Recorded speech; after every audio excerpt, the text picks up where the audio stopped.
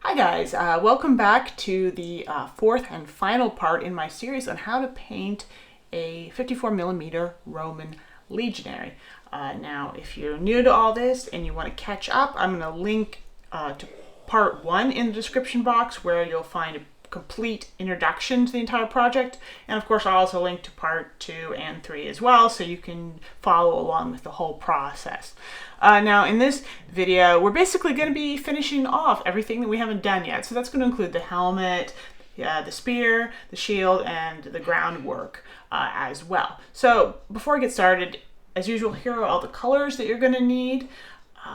There's, as you can see, not a huge difference in terms of what we used in the last video, but there have been a few small additions. For example, notice that our glaze medium is back because we're going to need it to do some blending on the large flat areas of that shield in particular. I'm going to start out here working on his helmet. My base coat is a mixture of black and Vallejo Air gunmetal. Obviously that base is going to be pretty dark. You want more I guess black than you do gunmetal in there. So once I've got that on, I'm just going to apply highlight layers, which involve just basically adding more and more gunmetal into that base color and just sort of highlighting upwards and just building up the color on the helmet.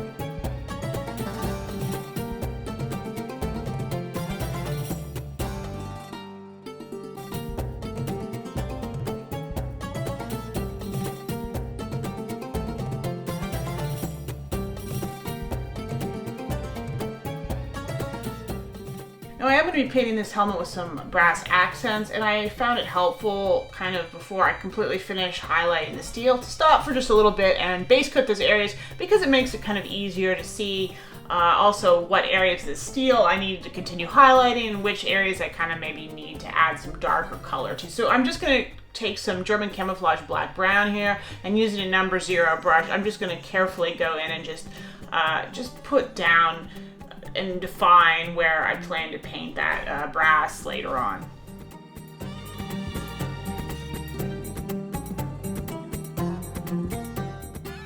Once I've highlighted all the way up to gunmetal, I'm then going to take some Vallejo Air steel and start adding that into the mix and build it up all the way up gradually till I hit just pure Vallejo steel as my top highlight, especially towards the sort of higher range of that sort of whole process. You're going to want to make sure your Vallejo Air steel is really, really thin and diluted, because it's a pretty pigmented color. It packs a pretty heavy punch, and even if you've been kind of gradually working up to it, I find if you try to apply steel just by itself, just really thick, you'll get too much shine too quickly. So that's why I think adding some slightly thinner diluted layers of it first is really beneficial with something like this.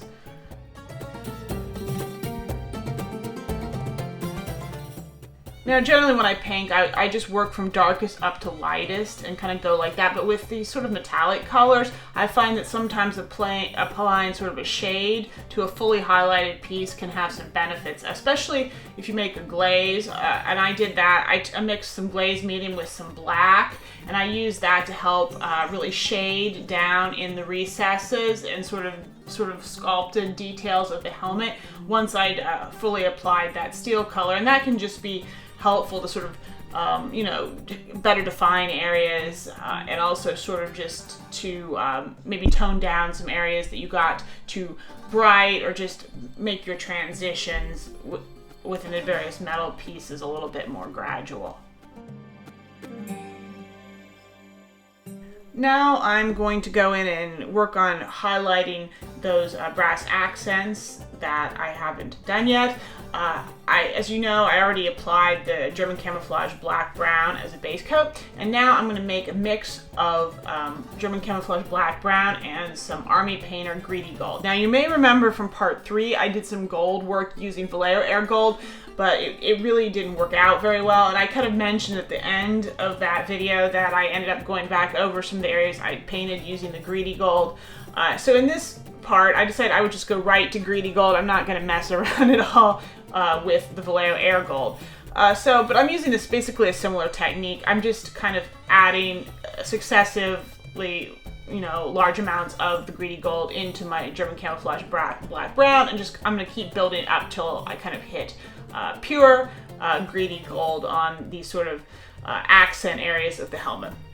And then once I'm up to that point, I'm going to go ahead and take some Greedy Gold and some Vallejo Air Steel and make kind of a brownish steel metallic mix. And I'm going to use that to just very subtly add an extra bright edge highlight to some of these pieces. Again, don't go too heavy or hard on that, because we want to make sure these areas stay brass, bronze looking, whatever, and don't just kind of turn all shiny and silvery and look like the rest of the helmet. You don't want that.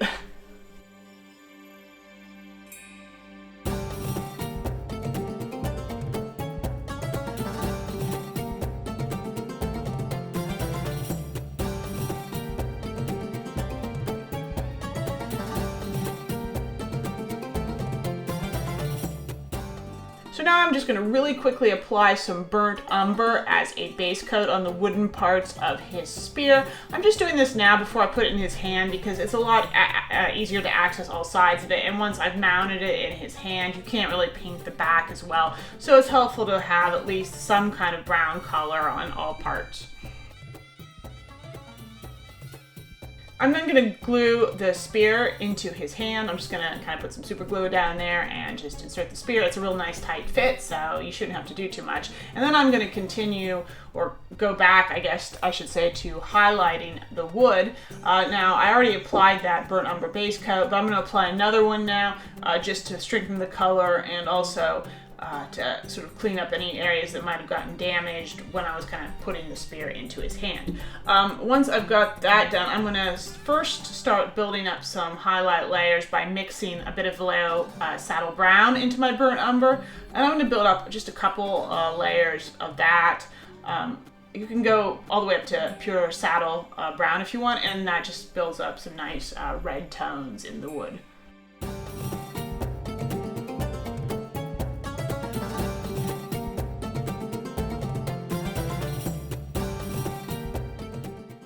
But then I personally find that that doesn't really give you enough sort of range of highlights. So after I've worked my way up to saddle brown, I'm then going to take some German camouflage pale brown and start using that to lighten the saddle brown further. And I'm going to be building up sort of highlights along the sort of the front side of that spear shaft, where you would expect light to be hitting, just, adding lighter and lighter shades. And that sort of top, sort of more, rectangular or sort of part of his spear shaft there, I'm going to be really using those light colors to build up kind of edge highlights on the wood, because it's very easy to do there. Really give the sense that the wood is a little bit shiny, a little polished feeling, maybe even a little bit reflective, just by using eventually some very, very sort of light colors just to emphasize those edge pieces.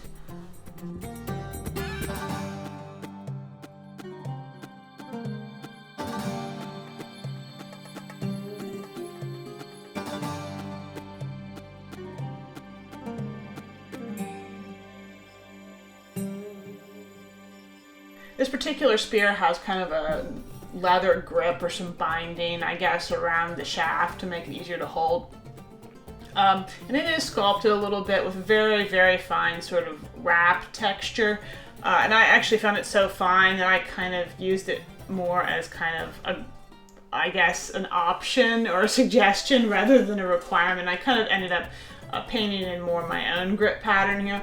I just base coated this area with the German camouflage pale brown again, and I just started lightening progressively with deck tan, and you can see I'm kind of applying it in a way that looks like there's kind of like these clear strokes or kind of strap wrap looking pattern going on. And I'm just going to keep lightening it until I get all the way up to pure deck tan, and then I'm going to mix a little bit of ivory and then a little bit of white as well in there to just get some really high highlights on those sort of like little wrap like areas, especially sort of at the very front where you expect the most light to be hitting, and then you want it to kind of be progressively a little bit darker, a little bit more of a gradient sort of at the sides there.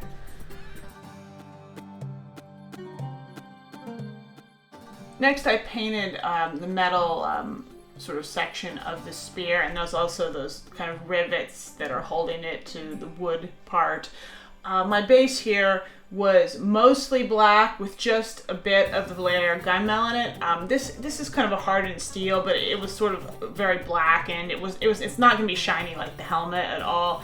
So you don't want to put too much of the gunmetal in initially. So I started out with this very dark black metallic base, and then I just highlighted it up gradually by adding in a little bit more gunmetal, but I did not go too bright at all on this.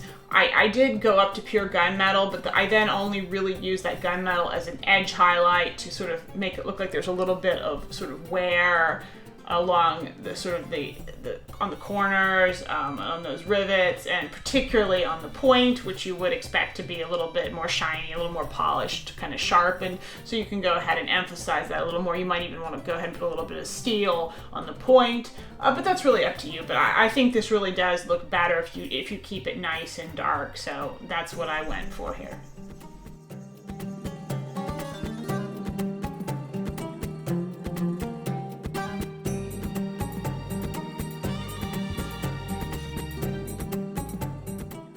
Now for the shield, I'm going to be starting with the back side. You can see I'm resting it on a piece of foam, which is just a nice way when you're working a flat surface like this, and it also kind of protects the opposite side from getting damaged as well, so extra bonus.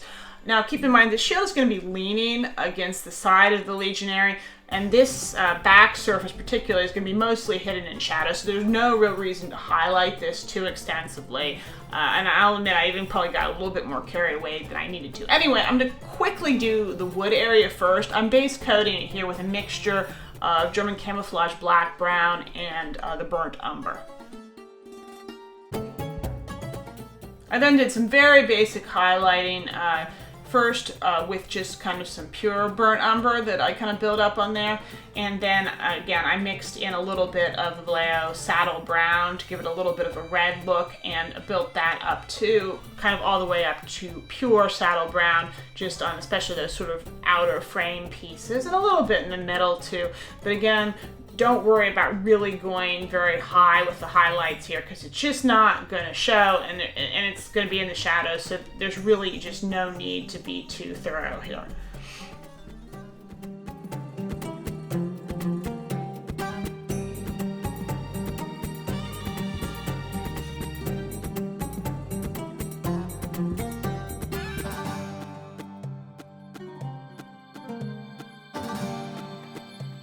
I'm now going to sort of work on the area of the leather cover where it kind of wraps around the back of the shield. I've got a base coat on here that's a mixture of German camouflage pale brown with a little bit of burnt umber in it, because again, this area is going to be really pretty much in the shadows. You don't want to highlight it too far. And then I'm just going to start highlighting it further by mixing more and more of the German camouflage pale brown into my base there, and just kind of building it up, especially along the tops of the wrinkles. It's good to kind of orient your shield here so the top is facing the top, and that way you know where the light's going to be coming from and where you kind of need to be building up your highlights on the shield. Obviously, you are probably going to have to rotate it just to kind of be able to reach all of the areas properly, but I recommend you kind of reorient it periodically just to make sure you're doing the right thing. You're going to want, for the most part, you want those sort of lighter colors to be focused on sort of the outer edges of the shield, with the sort of the inner edge always being darker, with the exception of the bottom face, and there you're going to want the lighter color towards the top.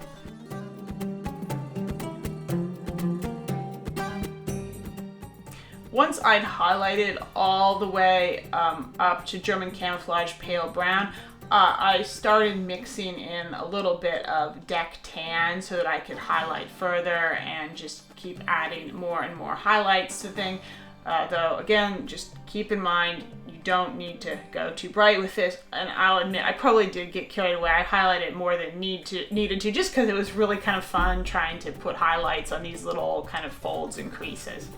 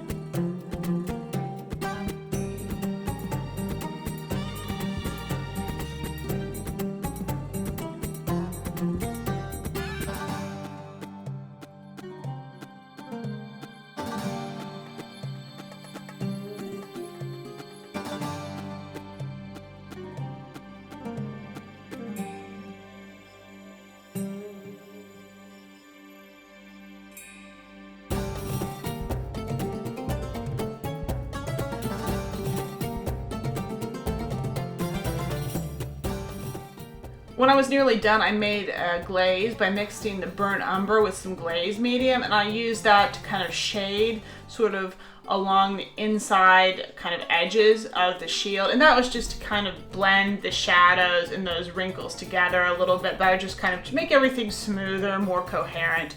The only kind of place where I did a little differently is at the bottom of the shield, and there I kind of ran this darker shading glaze along the bottom face of the wrapping instead of along the top, if that makes sense.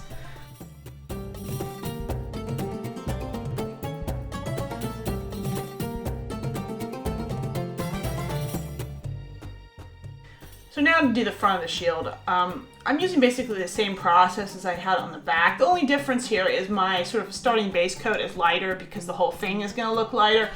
So I used German camouflage pale brown as the base here, and then I just immediately started building up layers where I mixed in the deck tan. My first highlight is pretty subtle. I don't add very much right away, and I just really try to build it up really gradually because, you know, on big, flat, smooth areas like this, building up your layers gradually is even more critical if you want to get a nice smooth blend and you're working like me with just a brush.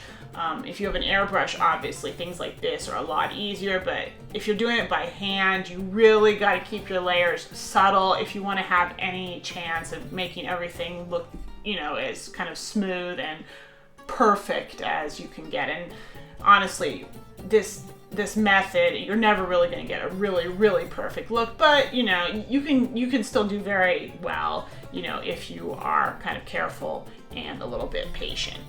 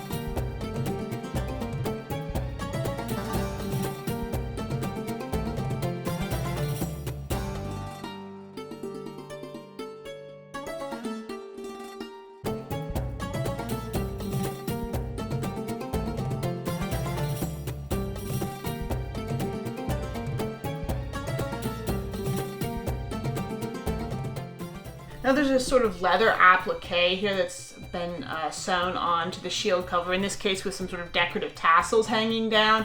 And this probably would have been used as a place to write the sort of identifying information for the sort of the legionaries unit. Now you could do this in the same colors as the wrist of the shield color, but I thought I would use a different type of leather just to add some contrast and make things look a little bit more interesting here. So I'm just going to start out by applying a base coat to the area of German camouflage black-brown.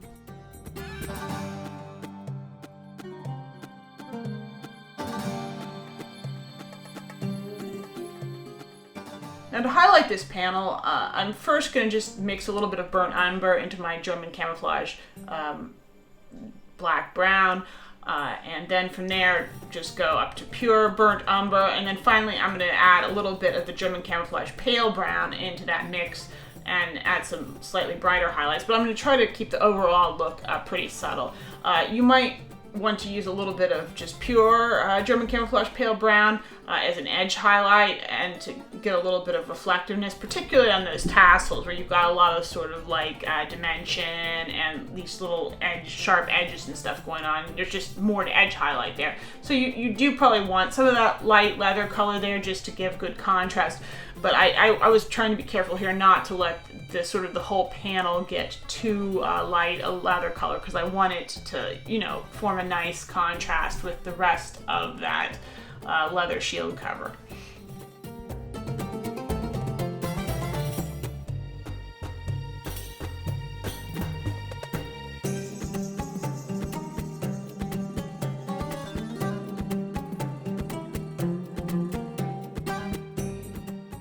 I really recommend you use some glazes on the shield cover sooner or later, just to help unify all of the sort of blending that's going on, and bring some of those light highlights sort of together with some of the darker areas.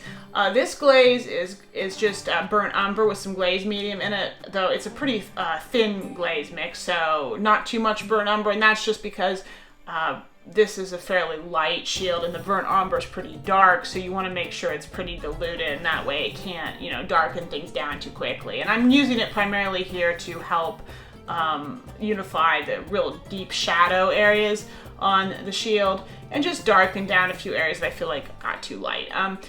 You probably will also want to apply a slightly lighter glaze. I recommend you make one using the German camouflage pale brown as well, and that's more helpful for sort of unifying the more sort of mid-tones of this shield with some of these sort of lighter highlight areas. So yeah, just it's definitely worth doing. And if you put a little extra time into working with the glazes, it will really help just kind of smooth together and really make sure everything just it'll just make the whole thing a lot more finished looking in general.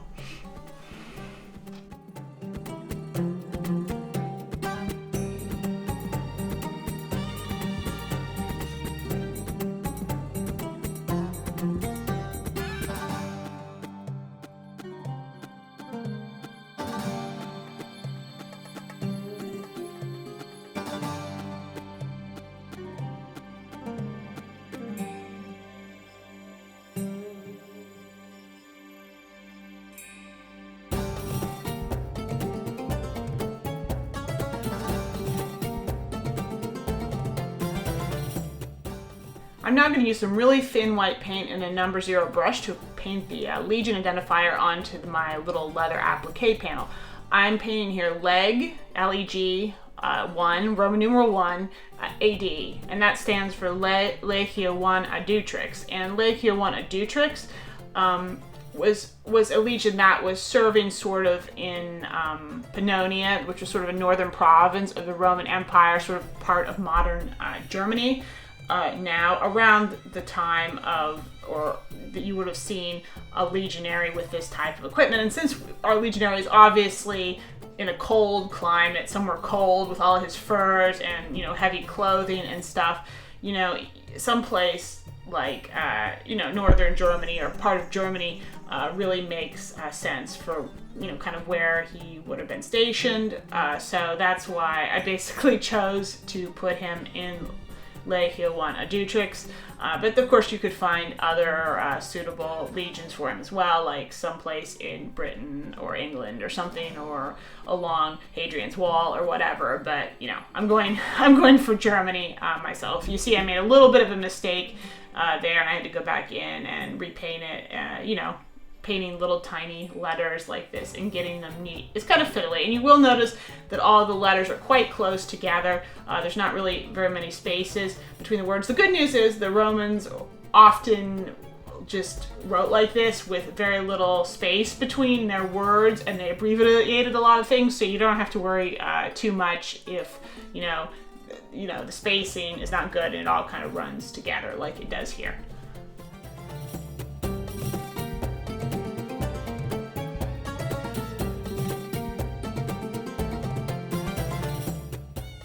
Alright, now onto the Legionary's base. This bit came with him, so it's just a little bit of groundwork. I'm going to do this pretty cheap and dirty.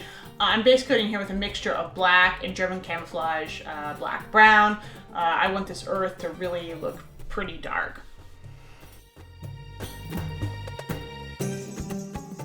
And I'm then going to sort of lightly do some highlighting here using first just pure German camouflage black-brown, and then I'm going to add in a bit of burnt umber, and maybe just mix in a hint of the German camouflage pale brown for a lighter shade, but I'm not gonna go very bright with this. I want this earth to look really, really dark, and it's also really not important to get too carried away here, because as you'll see later on, this is all gonna get covered up by sort of groundwork, detail, extra stuff. So yeah, it's not important to spend a lot of time really highlighting this extensively. I am using a number 2 brush here, which is a bit bigger because it's just easier when you're doing something kind of large and rough like this.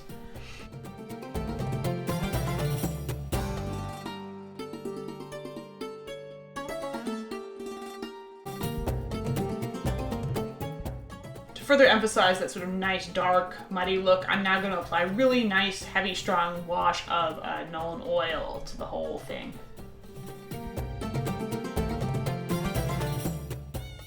Now, as far as this branch and stump, I'm kind of going for a little bit of kind of a birch look here with that outer bark. So I'm base coating here with a mixture of some dark gray from Vallejo, which I've lightened a bit with the deck tan, and then I've mixed in a little bit of the German camouflage pale brown just to get a little bit more of a brown cast in there, so it's just not too gray, I guess.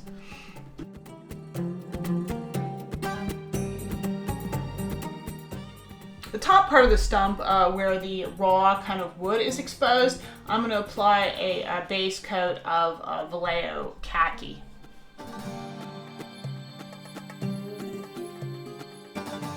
Okay, so to highlight the wood bark areas, I'm just going to mix quite a bit more of the deck tan in, so I get a lot lighter gray shade, and also add a substantial extra amount of the German camouflage pale brown. You can see there, it's kind of a light, kind of warm brown gray color, and you can see I'm kind of just going to start building this up very roughly on the sort of the outer surface of the log, and obviously focusing on areas where I expect light to hit. This is groundwork, and my philosophy about groundwork, even on these bigger figures, is it can be a little bit rougher, a little bit more cruder, a bit less finished than the model itself, because you kind of want the emphasis to fall on the figure, in my opinion, and the groundwork should just sort of be there to support it. And I feel like it can almost be, the model is sort of this finished thing, and then the base groundwork around it is a little bit kind of more sketchy, a little bit more painterly, kind of a little less filled in. So yeah, I'm just going to keep building up the highlights on the bark by mixing in more and more of the deck tan to get a lighter color, and then eventually even adding in a little bit of white if you want to get brighter.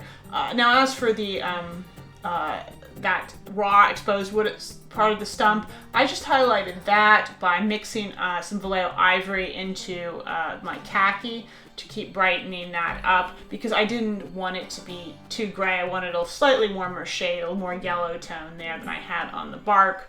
So that's what I did there. I basically ended up highlighting it all the way up to pure ivory, but I kind of preserved that mostly as a little bit of an edge highlight. So yeah, I just kind of keep building that color up. I finished off the stump and the branch by taking some Nuln Oil wash and just applying that to kind of add some extra shading down in the cracks and crevices, and just, kind of tie everything together when I was completely finished with the highlighting.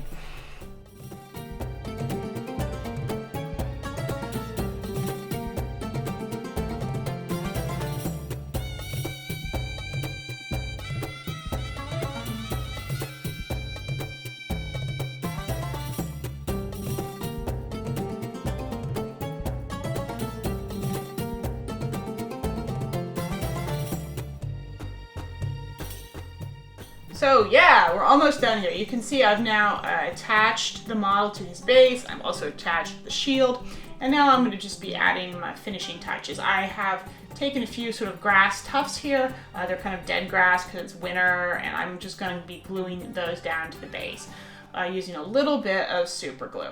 Now that stuff you see there in that box is a kind of a snow product. What it is, it's basically very finely ground bits of glass, very fine white glass. It's a little bit toxic. You have to be careful not to inhale it or get it everywhere, but it makes really a superb snow effect, and it's really easy to use. So all you have to do is what I'm doing here. I've got some sort of diluted white wood glue here, which I'm going to just be applying with a number 2 brush to all the areas where I want there to be snow. And then I'm just going to be dipping the base of the model into that snow mix and just kind of shaking it off a little bit. And that's all there is to it. It's really simple. The other beauty of this snow product is it's like real snow in that you can build it up. So if you just want kind of a thin dusting of snow, you just apply maybe 1 layer. but you can just keep building up more and more layers to kind of get a dense, packed look going. So after kind of one sort of basic dip, it's still pretty thin, and then I'm going to sort of get more snow here on the ground, especially in certain areas, just by taking more glue and kind of daubing it over top. So I'm gonna be building up kind of sort of thicker, heavier drifts in some areas, and keeping it a little bit thinner and lighter in other areas. And you can kind of let it dry completely between layers, and it'll get really, really hard if you do that. Or if you're careful, you can really kind of apply all of it at once, just like I'm doing here. So you can wait, but you don't necessarily need to, you know, if you're just kind of careful with what you're doing here. So I'm just going to keep applying the snow product and just building it up until I have a really nice kind of heavy, deep looking snow around his feet. I'm even putting a little light dusting on top of the stump there. And this is really nice too, because it helps kind of hide around his feet and around the bottom of his spear and shield, where maybe there's a little gap or space or something between the ground. And so, yeah, the snow product is just going to be really great for that. And it just gives a really nice kind of look that I haven't really been able to get with anything else. This product, I'm not sure exactly where I got the batch I'm using, but you can get something very, very similar, I think, from Woodland Scenics. I will put a link in the description box to a source for something kind of similar. So if you want to mess around with this kind of snow stuff, you can do it as well.